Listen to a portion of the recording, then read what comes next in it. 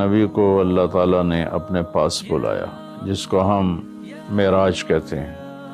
شب معراج، لیلۃ المعراج، اور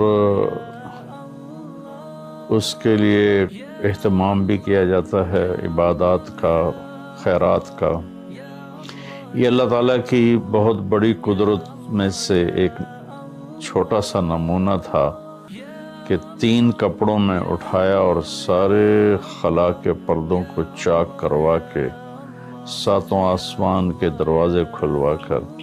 سدرۃ المنتہا پہ جبریل کی بھی بس ہو گئی کہ اس کے آگے اتنا بھی اوپر گیا تو جل کے راکھ ہو جاؤں گا، تو اس سے اوپر آپ تشریف لے گئے، اور پھر عرش خوشی سے جھوم اٹھا، اہتز عرش الرحمن، عرش خوشی سے یوں جھوم رہا تھا۔ خوشی میں انسان بے